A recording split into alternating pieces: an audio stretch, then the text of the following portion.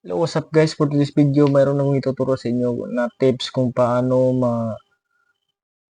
maayos yung cellphone nyo na nahang. So, mayroon pa akong customer ngayon na nagpaayos ng kanyang CP kasi nahang, hindi na matouch.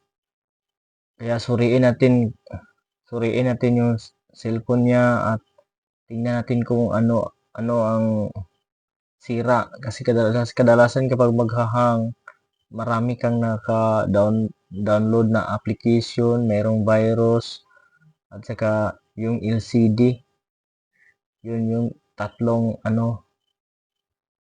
batayan sa paghang ng cellphone. So, but before that, don't forget to like and subscribe to my channel para updated tayo sa mga tips and tutorials and earning money online. So, proceed na tayo dito sa cellphone. Ito yung cellphone na pinaayos sa akin. Ito, hindi na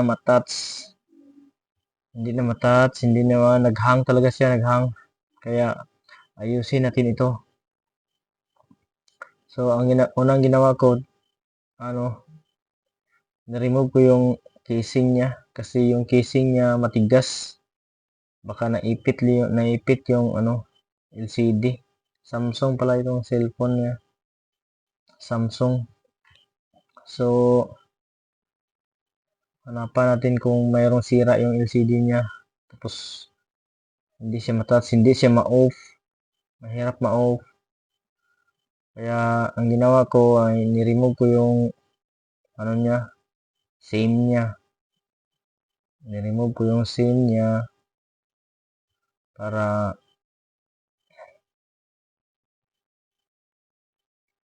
i-remove natin yung SIM.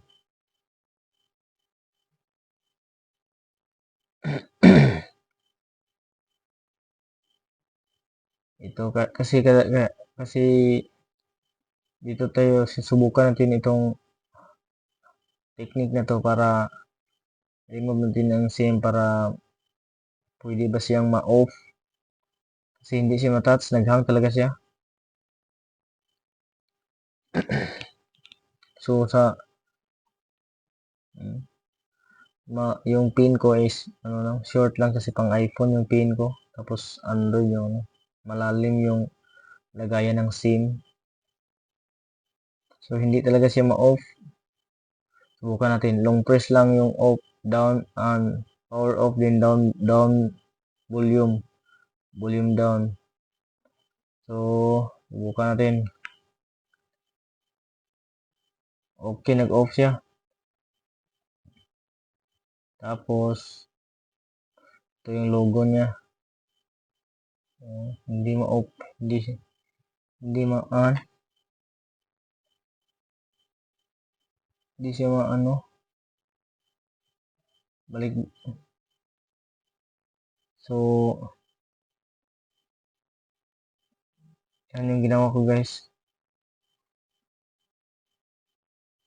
Ano siya, pabalik-balik yung niya, on off, on off. Then, pagkatapos nito, i-press ko ulit.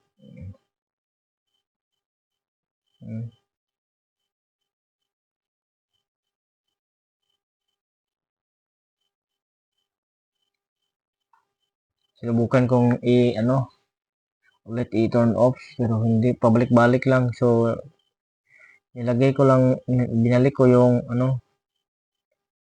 SIM. Binalik ko yung SIM niya para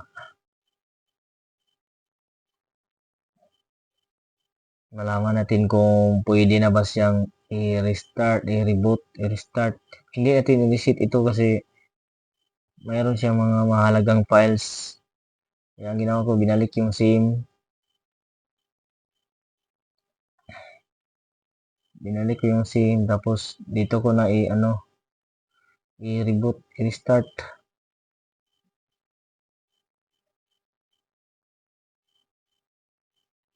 Antayin lang natin antay lang. Samsung yung Samsung.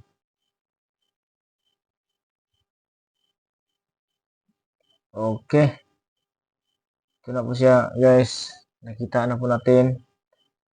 Then, antayin na natin kasi medyo matagal yung ano niya. Okay. Gumana na guys.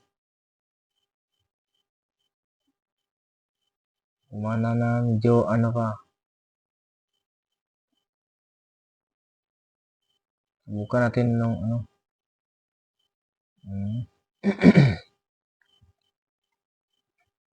Gumana na siya. Tapos, okay na. So, yan lang guys. Don't forget to like and subscribe to my channel para updated tayo sa bagong tips and tutorials na aking i-upload guys. So, naayos na yung CP guys. Kondisyon na siya. Good kondisyon na. Okay na yung, hindi na siya naghahang.